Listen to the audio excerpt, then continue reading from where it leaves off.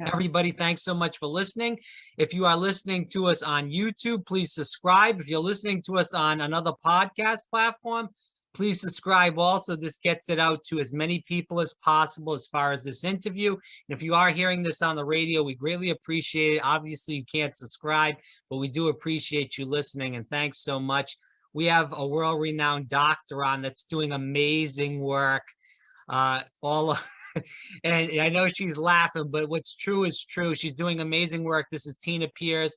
She is a doctor and she specializes in menopause, but she also is doing a lot of work on long COVID and also MCA. So Tina, first, like I told you before we even started recording, it's truly an honor to have you on. And I've heard so many great things about you, and I appreciate you coming on. Oh, well, thank you so much for inviting me, because it's always wonderful to be able to share ideas and spread some information that is evidence-based and scientific, about the COVID and what's been going on. It's been very confusing for people. I appreciate that, because there's been a lot of misinformation and a lack of good information. I agree with you 100%. It's truly sad. But let's kick this around. Can you talk about when you started working on COVID-19? Was it right at the beginning or was it midway through? When did you start working on this virus? Well, that's a good question.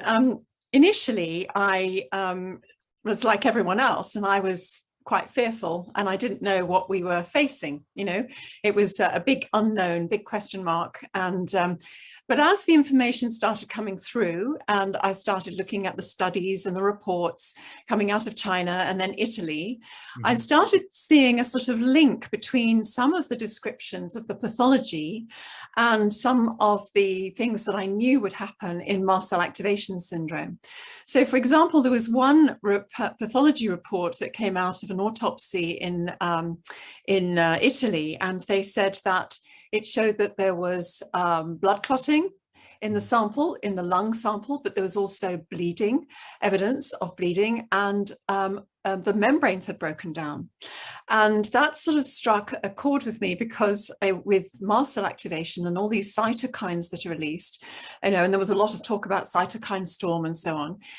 It releases elastase 2, which breaks down membranes. It releases heparin, which causes bleeding, and it also releases some other thrombotic factors. So it seemed like the mast cells were being overstimulated and overreacting in this particular virus. And therefore, I, maybe naively, but not so as it turns out, thought that what we should be doing is treating acute COVID immediately somebody catches it, and treating them with various vitamins and minerals to support their immune system, but also then things that actually worked in mast cell activation. So that would be antihistamines, type 1 and type 2. And I know you can buy Pepcid over the counter in America, which is fantastic. So that's famotidine. We can't in the UK, but you can get it there. So type 1 antihistamines like cetirizine, loratadine, fexofenadine, and then type 2 like famotidine. And also mast cell stabilizers like quercetin would be worth trying. That was my logic. I actually put it on my Instagram account because I started to actually come across a few people who had COVID. No, although not that many in 2020, I must say, a few, but not that many. And I started recommending, instead of staying at home and waiting to go blue before they called an ambulance, that they should be a bit more proactive and take high doses of vitamin D and vitamin C and so on, and start these antihistamines and quercetin. And lo and behold, they all got better. And some of them got dramatically better within 24 hours, 36 hours. Although my sample wasn't huge, it was quite convincing for me anyway. And some of the patients who I had helped had actually on paper looked like they should be admitted to hospital. They should have been the ones who ended up doing rather badly, because they had lots of chronic other illnesses. There was one chap in particular, he was an alcoholic, had been a chain smoker all his life, in his late 60s, and had already had 2 heart attacks. So on paper, he didn't look great, but actually within 36 hours, he was very much better on these simple generic medications that I recommended. So yeah, so that's when it started for me, really. And then it was very frustrating, because in the UK, I don't know what happened in America, but in the UK, the GPs sort of closed up shop, really. They closed their doors and patients couldn't be seen and were told to wait at home with an oximeter on their fingers. And I was just really frustrated by that, because I thought, you know, people should be seen and helped immediately. And this kind of information could be, you know, given in a very public way. From public health messages, you know, policies. They could be, you know, lose weight, get out and about, boost your immune system, take vitamin D, and get exercise and so on. Instead, they closed the gyms, kept McDonald's open, and didn't tell people anything, any advice really, which was very frustrating. So I suppose that's where it started for me. Yeah, and then the long COVID thing came along a bit later, because in the August, I had done quite a few podcasts and etc. talking about mast cell activation, and my daughter, who is the reason why I know about mast cell activation, and I was on a mission, if you like, to spread the word about that and to increase everyone's understanding and knowledge and put it on the radar.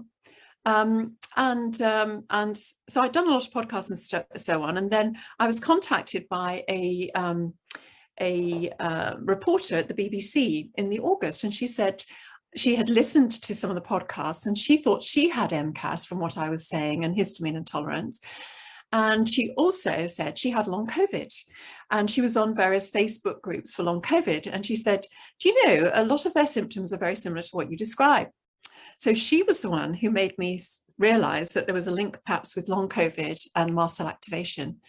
Then I managed to get a slot on BBC Look East in October, and I said to the public, you know, this is a theory that it's rooted in mast cell activation. The hyperinflammation that we're seeing in both COVID and long COVID could be rooted in mast cell activation.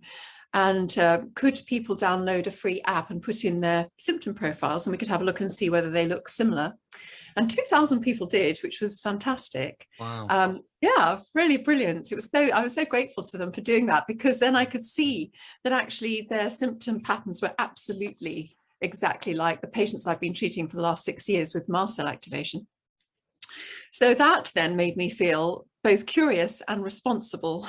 So I wanted to have the opportunity to talk to some of these patients to see whether they had pre-existing untreated and undiagnosed mast cell activation before they got COVID, which then led to long COVID, or whether they were perfectly fit and healthy with no issues, mast cell issues at all pre-COVID. And it was the COVID that had brought on the mast cell hyperinflammation and so on. And I also felt that they weren't being treated by anybody at that point, it seemed, apart from maybe, you know, some mast cell doctors like myself and some functional medicine practitioners. And so I felt a responsibility to actually, you know, open a clinic and start treating patients and seeing if I could help them, which is what I did. So yeah, so that's where it came from, really. All right, so we'll move back into this. Again, for people that are listening, this is Dr. Tina Pierce. She's been working at a long hauler clinic. She's been helping a lot of people that are involved, that have long hauler, I should say. So we're going to dive deep into that. But we do have a lot of audience questions, like I said, for you, Dr. Tina. So it's not going to be quite the formal interview, since we just got so many questions, and I want the people to have their questions answered. And I want to talk about this. You know, we've seen quite a few drops, and I mean huge drops, I should say, in cases in the UK and the US. Do you believe we're at an endemic stage for COVID-19 yet? Definitely. Okay. Yes, Omicron, thank goodness, has done what, you know, the virus has done what we expect viruses to do, which is to become more contagious but less virulent. And Omicron has certainly done that and it's actually quite different to the initial wild Wuhan, you know, spike protein, etc. It's got 32 changes to the protein, to the spike, and 10 changes to receptors on the surface. So it is very different, and therefore it actually broke through natural immunity to a certain degree, and we found that people who'd had previous COVID infections, 60% of them had immunity to Omicron, but 40% actually got it, even though they had got previous immunity. But it was less It was less severe, which is great. And the fatality rate for Omicron is less than 0.6%. So it's very much milder. Although I must say the initial COVID-19 infection had a fatality rate on average of less than 1%. So it wasn't the big lethal virus that we all feared and worried about initially. So should we be worried about this Deltacron and also the BA2 variants, or no?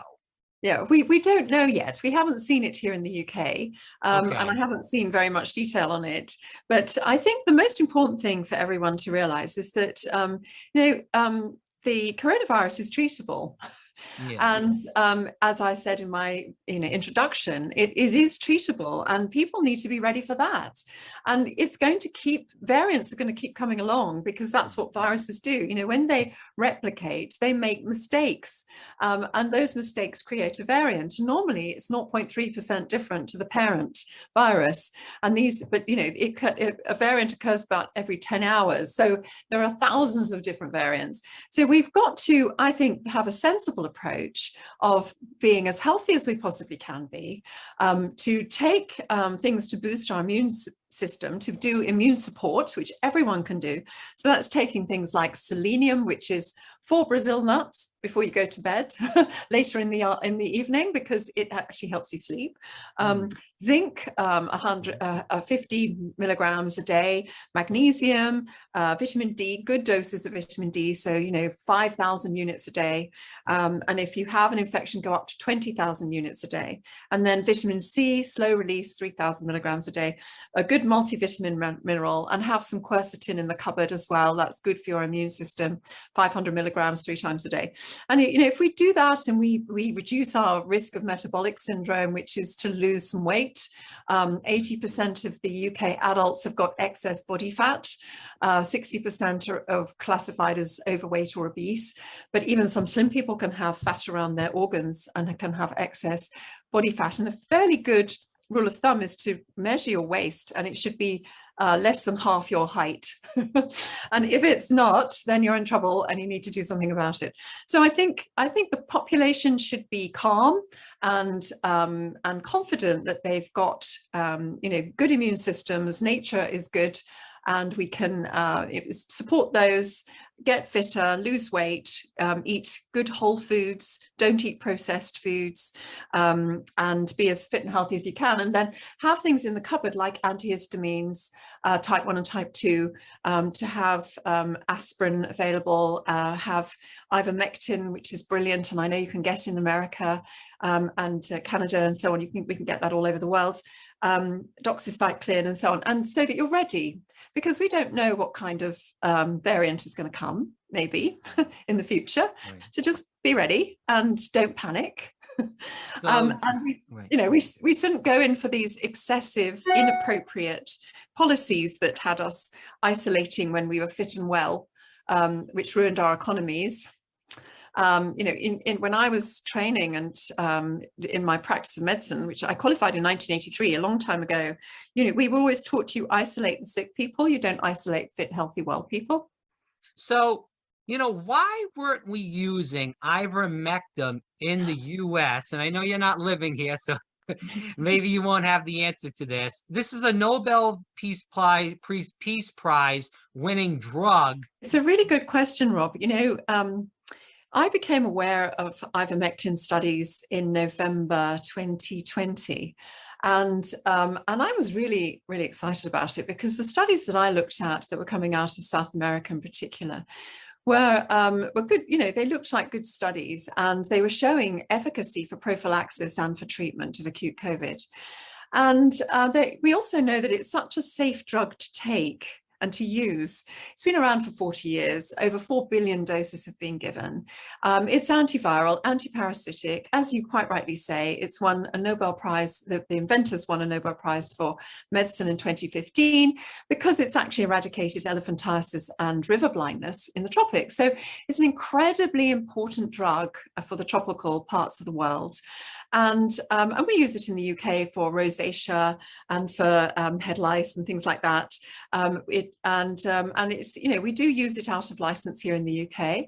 And it seemed to me like it was a really, really good idea. We had nothing to lose and everything to gain by trying it and using it.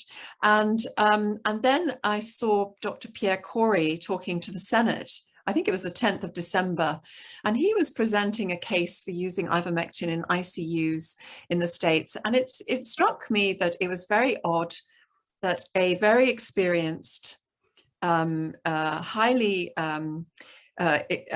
sort of plausible, good man who had to go to the politicians and ask to use a drug to help his patients, a drug that is safe and has really minimal side effects. And it just seemed very strange that he had to go and ask them, and that was the case. And apparently they said no. So then I was contacted by Dr. Tess Lowry just after Christmas in the January, because I tweeted something about ivermectin because I was so excited. I thought this could help us all hugely and reduce the hospital services being overwhelmed. It could reduce the death rates. It could reduce the number of people catching it because it can be used prophylactically.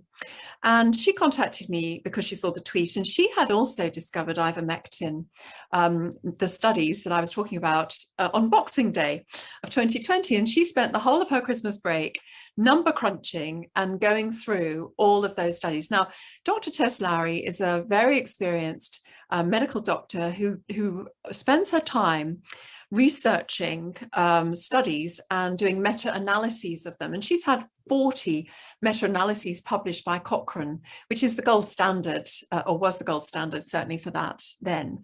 And so she knows what she's talking about. And she went through the numbers and she came out with the conclusion that it was worth trying ivermectin and using it because it did show efficacy for both prophylaxis, reducing the risk of catching the virus by 87%, and in the 3 studies that she did her meta-analyses on, and of reducing fatality by 75%. And, I thought even if it reduced it by 30%, it's worth using, isn't it? But right. 75% was very impressive. So she and I got together and she asked me to help her form the British Ivermectin Recommendation Development Group, which we did, which is, our website is bird-group.org. And we put the information about ivermectin on there. We organized about 150 people to attend her presenting the meta-analyses. And then we all voted on whether we thought it should be used for prophylaxis and treatment. And overwhelmingly, we said yes, we thought it should. And as I say, nothing to lose. We then organised an international conference in April on ivermectin, and we had various speakers from all over the world where it was being used, where people had hands-on experience, frontline doctors who knew. And then, of course, there's the FLCCC, who have got a lot of experience in using it. It was at that point that I sourced some for my husband and I, and we take it twice a week prophylactically. And we've had people with Omicron all around us, our family, and we've not caught it at all. It's certainly served us well, and I will continue to do that. And then I have used it in treating patients and for prophylaxis in my patients, and I have been very impressed with the results. So it's a big, I think one of the problems is that the vaccines needed emergency use authorization, and the only way they can get that is if there is no acute treatment available. And if there is acute treatment available, you cannot have emergency use authorization of a vaccine that is, let's face it, it's still in the trial phase. And therefore, perhaps the pharma and the political people don't want to not use the vaccine, and therefore they don't want to have a simple, cheap treatment that's so effective. I don't know. I know that in some parts of the world, they did take it up. So in Japan, for example, right, in August, they started using it, and their numbers plummeted of people with COVID as a result. And I know in Uttar Pradesh, now Uttar Pradesh has got 241 million population, which I think is 2/3 of the size of South America, is it? I think I'm not quite sure what your population is, but huge population in Uttar Pradesh. And in the summer last year, we were all hearing the terrible stories about how the infection rate positive was 414 people where cases a day were being confirmed, and the deaths were 4,000 deaths a day. And then they went house to house with the WHO as well involved, and they gave people packets of zinc and various medications, and we believe that one of them was ivermectin, and asked people to take this as soon as they became ill and for other family members to take it. And by the 5th of August, their numbers had gone from 414,000 cases a day down to 26. And they had gone down from 4,000 deaths a day to 3. Now, that's pretty impressive. The other thing that's very impressive is in Africa, many of the countries seem to not have had the death rate, the death and mortality rates that we've seen in the Western world. And in many of these countries, I know the demographic is often very young, and they're not so affected by the virus, but also they are all taking, because it's a tropical area, they're taking ivermectin for prophylaxis of the tropical diseases. So they're maybe taking it once a week, once a month, once a fortnight, and it seems to have given them protection, which is very impressive. There are also areas where they take hydroxychloroquine for malaria. And again, so these two very simple, cheap drugs should have been given a place on the stage, and they haven't. They've been excluded, haven't they? It's really, I think people need to just step back and think sensibly here. I'm not an anti-vaxxer. I had 2 AstraZeneca doses, in the early days when I believed it was the right thing to do. I don't believe it's the right thing to do now. I don't think that the vaccines are sufficiently safe, nor do I think they're sufficiently effective. But I'm not an anti-vaxxer at all. I'm an anti-bullshitter. I don't like bullshit, and I like science and I like evidence. And people need to realize that science is constantly moving. Evidence and data is constantly moving. And what we thought initially is not what we necessarily think now, because there's more evidence to show that maybe we were going down the wrong path. And good science and good scientists aren't afraid to have proper discussion and debate and to disagree with each other and to change their minds. It's okay to change your mind, and I'm not any of those things that you said I might be called. I'm not at all. I'm just a very honest doctor who likes to use evidence-based medicine, and I like to help my patients and use my clinical acumen and my judgment in the best way that I can to help my patients in the best way that I can. And each patient is an individual and needs to be treated as such. And the best thing that I ever decided to do was I treat every single patient I have as if they are my family. Yeah. And I think if you do that, you can't go wrong. And so I keep an open mind about everything, and I look for the best thing for them so that they can have fully informed consent about whatever they're going to decide to do, and I give them support in that decision. It's the next big health crisis in our country is long COVID. What should we do? Are we going to be wearing masks for the rest of our lives because people are worried about catching COVID and the side effects of that? What should we do? Okay, first of all, we know that masks don't work. The holes in the masks are 5 microns big, and the virus is about 0.125 microns in size. So lots of virus get through each hole.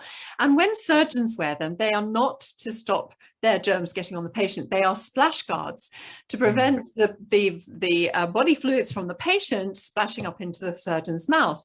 So, and also to catch a little bit of sweat maybe from their brow when they're concentrating so hard. But they are not there to stop germs, because they don't stop germs. There are about 47 studies that show that they don't work, and about 32 studies to show that they actually can cause harm.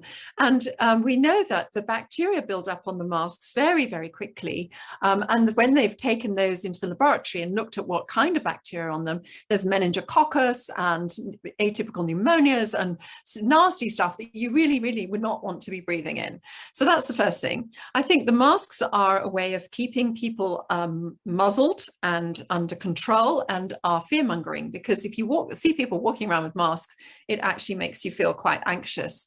And we still see now, we're not wearing them here in the UK anymore, and we still see young people walking along the road with nobody around them with a mask on. And you think, come on, just breathe some fresh air, please.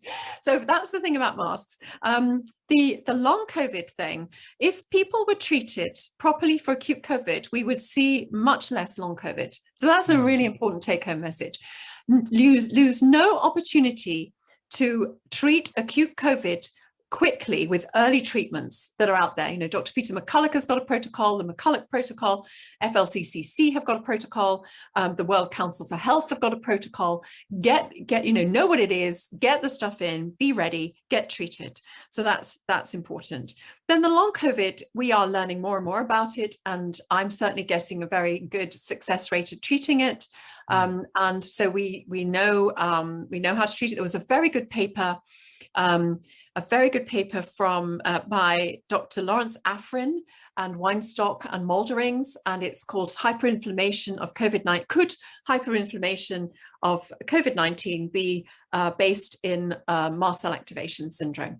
And so this is something we have been treating since 2007, and therefore some of these doctors have a lot of experience, much more than me, and much more knowledge than I have, and expertise than I have in treating this, and they too are treating long COVID and with good results.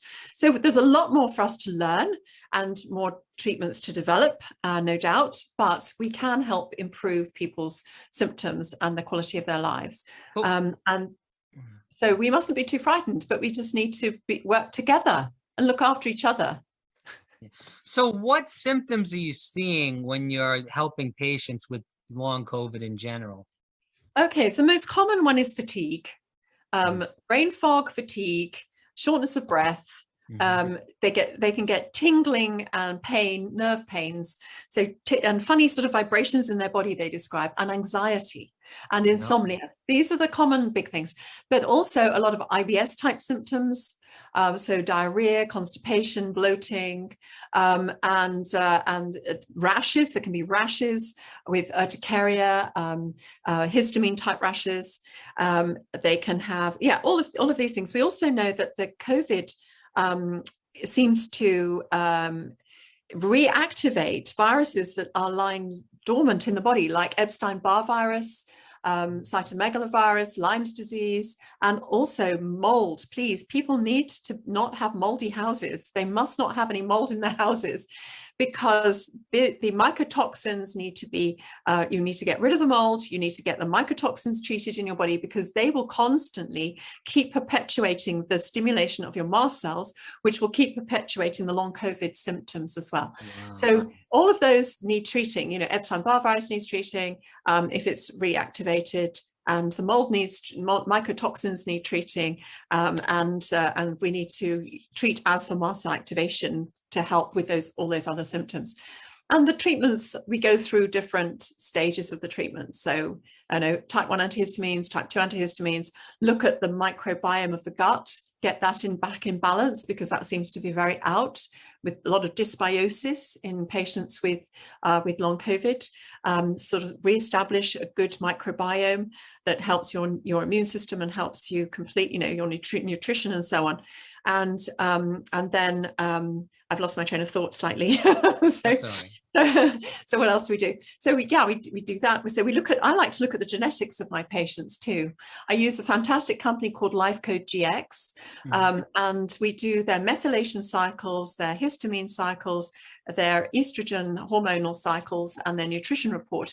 And we can see where their livers need support, especially in their methylation cycles, their detoxification pathways. It's because they're going to be detoxifying a lot of stuff, because of all the cytokines that are being produced and the hyperinflammation and so on. So they have a lot, their livers are very busy. And if you can support those with various vitamins and minerals, then you can really start to improve their own detoxification. So there's a lot of work we can do.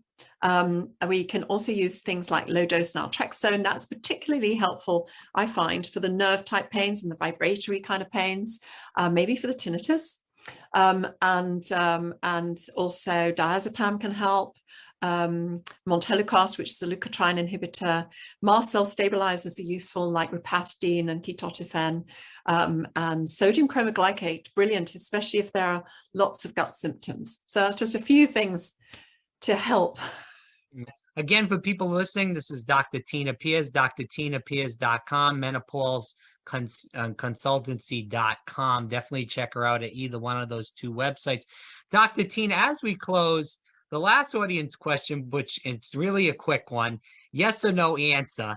Do you believe that everybody will eventually get COVID? No. Okay. Not necessarily, because some of Okay. us take antivirals prophylaxis, don't we? Yeah, true. That's fair. But the majority of people in the world will get COVID. Yeah, just The like, herd yeah, immunity, majority, like you said. yeah, Yeah. absolutely. Sorry, the majority, not everyone, the majority. Yes. Okay, fair enough. I'll go with that. All right, Dr. Tina Pierce, thanks so much for coming on. I greatly appreciate your time today. It's my complete pleasure.